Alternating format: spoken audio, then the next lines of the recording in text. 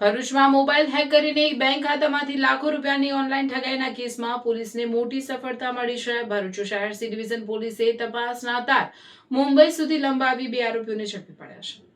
ફરિયાદીના મોબાઈલને હેક કરી બેંક ખાતામાંથી 2 દિવસમાં કુલ 1.48 લાખ ફોનપે યુપીઆઈ મારફતે ટ્રાન્સફર કરી લેવામાં આવ્યા હતા। 5 માર્ચે 50,000 અને 6 માર્ચે 98,000ની રકમ ઉપાડી લેવાઈ હતી। ફરિયાદ બાદ ભરૂચ સી ડિવિઝન પોલીસે ટેકનિકલ એનાલિસિસ અને બેંક ટ્રાન્ઝેક્શનની તપાસ શરૂ કરી હતી। તપાસમાં ઠગાઈની રકમની કડી મુંબઈ સુધી પહોંચતા પોલીસની એક ટીમ મુંબઈ રવાના થઈ હતી।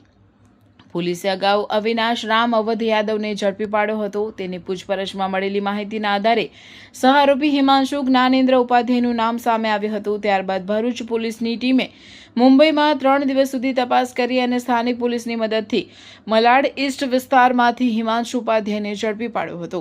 હાલ પોલીસે બંને આરોપીઓની પૂછપરછ શરૂ કરી છે। આ ટોળકી દ્વારા અન્ય કોઈ ઓનલાઈન ઠગાઈને અંજામ આપવામાં આવ્યો છે કે કેમ અને સમગ્ર નેટવર્કમાં અન્ય કોઈની સંડોવણી છે કે કેમ તે દિશામાં પોલીસની તપાસ આગળ વધી રહી છે।